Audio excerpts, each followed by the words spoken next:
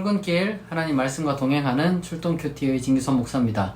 오늘은 함께 마태복음 18장 1절부터 10절을 묵상하겠습니다. 제가 낭독합니다. 그때에 제자들이 예수께 나와 이르되 천국에서는 누가 크니이까? 예수께서 한 어린 아이를 불러 그들 가운데 세우시고 이르시되 진실로 너희에게 이르노니 너희가 돌이켜 어린아이들과 같이 되지 아니하면 결단코 천국에 들어가지 못하리라. 그러므로 누구든지 이 어린아이와 같이 자기를 낮추는 사람이 천국에서 큰 자니라. 또 누구든지 내 이름으로 이런 어린아이 하나를 영접하면 곧 나를 영접함이니 누구든지 나를 믿는 이 작은 자 중 하나를 실족하게 하면 차라리 연자 맷돌이 그 목에 달려서 깊은 바다에 빠뜨려지는 것이 나으니라. 실족하게 하는 일들이 있으므로 말미암아 세상에 화가 있도다. 실족하게 하는 일이 없을 수는 없으나 실족하게 하는 그 사람에게는 화가 있도다. 만일 네 손이나 네 발이 너를 범죄하게 하거든 찍어내버리라. 장애인이나 다리 저는 자로 영생에 들어가는 것이 두 손과 두 발을 가지고 영원한 불에 던져지는 것보다 나으니라. 만일 내 눈이 너를 범죄하게 하거든 떼어내버리라. 한 눈으로 영생에 들어가는 것이 두 눈을 가지고 지옥불에 던져지는 것보다 나으니라. 삼가 이 작은 자 중의 하나도 없이 여기지 말라. 너희에게 말하노니 그들의 천사들이 하늘에서 하늘에 계신 내 아버지의 얼굴을 항상 배웁느니라. 아멘. 오늘 말씀은 제자들이 예수님께 다가와서 예수님 천국에서 누가 큽니까? 이렇게 묻자 예수님이 다소 보시면 아시겠지만 약간 예수님께서 화가 나셨어요. 화가 나신 말씀으로 이제 어린아이가 천국에서 크다. 그리고 이제 이 어린아이 같은 자들을 이제 실족시키지 마라. 그러면은 그 사람에겐 화가 있다. 뭐 이렇게까지 이제 말씀을 하시는 그런 전체적인 내용을 담고 있습니다. 사실 많은 사람들이 그래서 이 본문을 보면서 어린아이 같이 자기를 낮추는 게 뭘까 이런 고민을 많이 해요. 왜냐하면 어린아이처럼 자기를 낮추는 사람이 천국에서 크다고 하니까 어린아이처럼 자기를 낮추는 방법이 뭘까 이렇게 생각하는데 그건 예수님의 의도를 아주 그건 제가 봤을 때는 정말 오해한 겁니다. 예수님이 지금 이 말씀을 하시는 이유는요, 천국에서 크고 작은 자가 없다는 얘기예요. 누가 더 큰 자입니까? 그러니까 누가 더 높은 자입니까? 무슨 말이냐면 천국에서도 계급이 있다는 걸 전제하고 물어보는 거예요, 이거는. 그래서 예수님이 한심하다는 듯이 가장 이 세상에서 소위 말해서 낮은 자리에 있는 어린아이를 데리고 가가지고 이 애가 제일 높다. 그 애가 그러니까 겸손해서 이제 천국에서 큰 자가 된다 이런 얘기가 아니에요.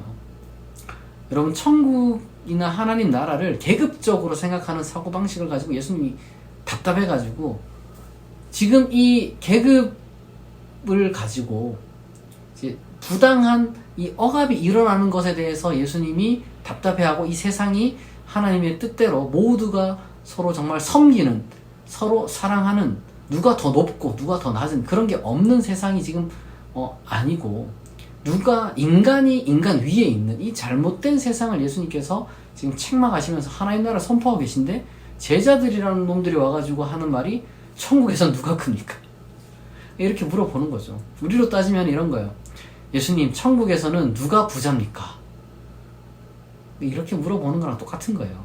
예수님 천국에서는 누가 제일 그 인기가 많고 누가 제일 유명합니까? 그렇게 물어보는 거랑 똑같은 거예요.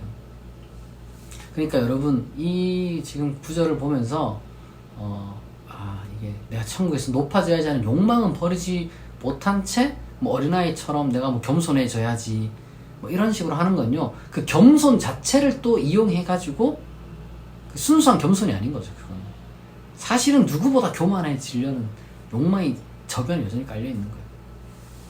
그리고 또 예수님께서 그러한 질문 이면에 깔려있는 계급적인 사고방식, 힘이든지 돈이든지 뭐든지 하여튼 아니면 심지어 어떤 지식이든지 다 어떻게든 사람들이 자기가 뭐 하나 가졌다고 이제 그거 못 가진 사람 무시하고 이렇게 구박하고 좀 이렇게 하는 경우가 있잖아요.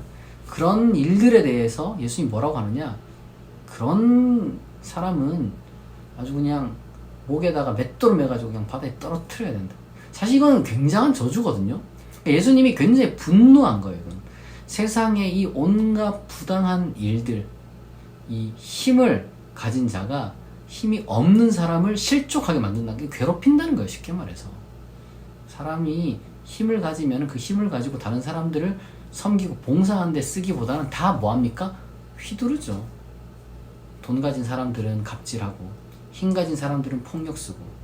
요즘 사회에 유행하는, 옛날에는 이제 사회에서 갑질 이래가지고 그런 어떤 성인 사회에서 그런 일들에 대해서 우리가 경각심을 가져야 되는 그런 어떤 사회적인 어떤 뭐랄까 메시지 같은 것들이 많이 울려 퍼졌죠. 그래서 사회 속에서 갑질이 많이 사라졌나? 또 그렇지도 않더라고요. 오히려 10대들 사이로 확장이 돼버렸어요. 이게 그 학폭이라고 하죠. 학폭, 학교 폭력. 요즘 이 대한민국 사회가 이 학교 폭력이라는 것이 얼마나 심각한지 이게 말은 있는데 실제 어떤 그 법적으로나 아니면 사회적으로 이게 뭐 제재가 안 되더라고요. 너무 안타깝습니다. 근데 여러분, 우리가 그걸 기억해야 돼요. 하나님이 가만히 있지 않습니다. 여러분, 하나님이 다 봅니다. 손이, 발이 범죄한다. 이거는 굉장히 사실은 좀 무서운 말이에요. 손으로 때리고 발로 차고 이런 지금 이야기를 하는 거예요. 그러니까 지금 작은 자 중에 하나를 실족하게 한다. 왜냐하면 이 당시 때는요, 이 영아에 대한, 유아에 대한, 어린이 소년에 대한 어떤 그 뭐랄까 감각이 그렇게 발달하지 않았기 때문에 거의 뭐 물건 취급하던 그런 때였거든요. 그러니까 폭력도 쉽게 휘두르고 뭐 정말 뭐랄까 잘 대해주는 경우가 별로 없었어요.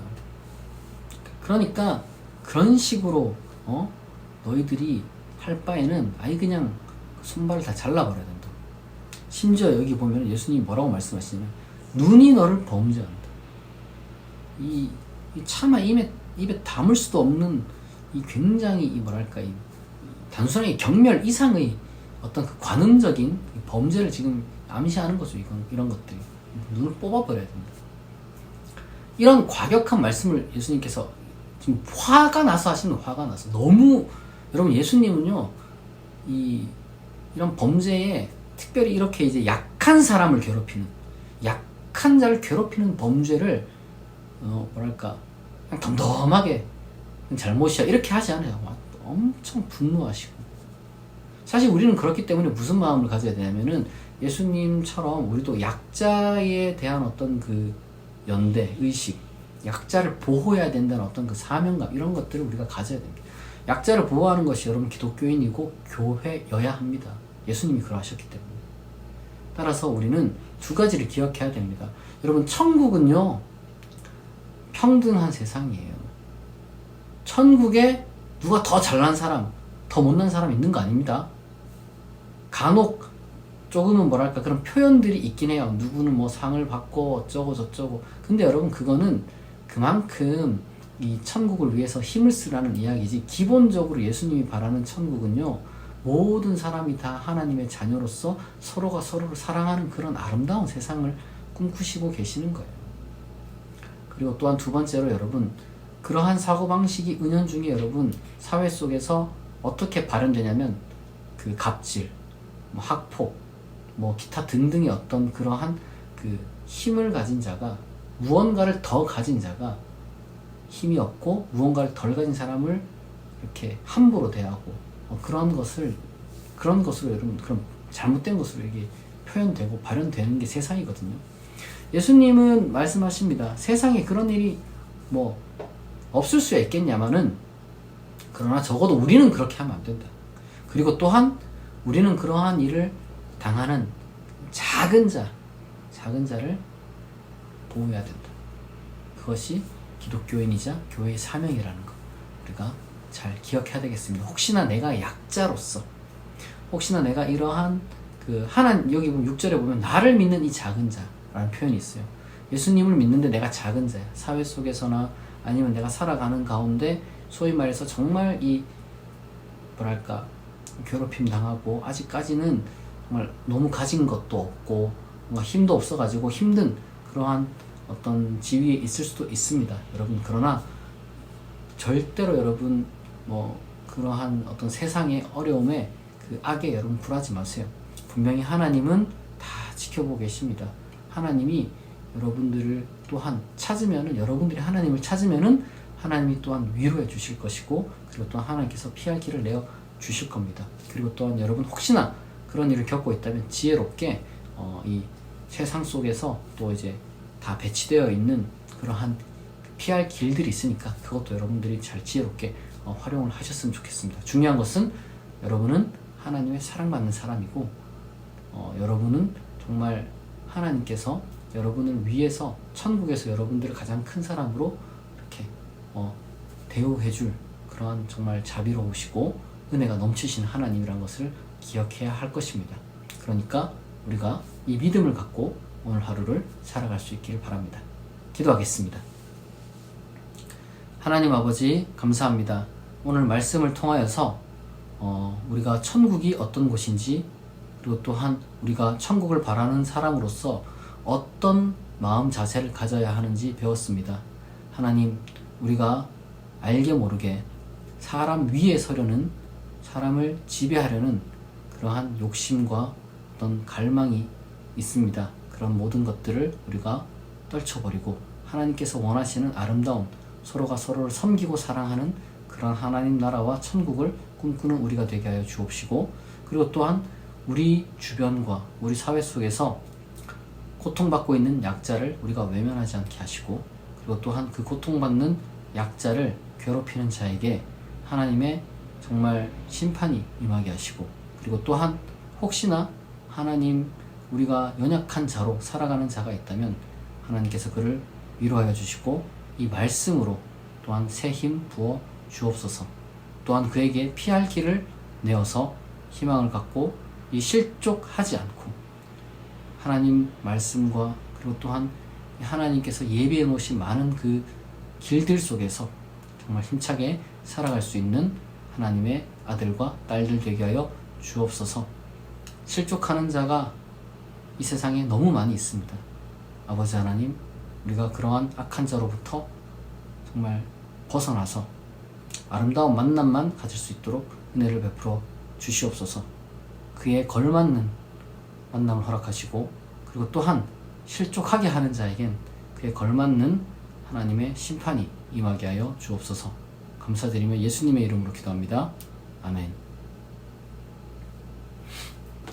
여러분, 오늘 하루도 하나님께서 주시는 힘으로 정말 맡겨진 사명, 일들 잘 감당할 수 있기를 바랍니다. 좋은 일만 가득하고 행복하기를 축복합니다. 오늘 출동 큐티는 여기서 마치겠습니다. 내일 아침 6시에 다시 만나겠습니다.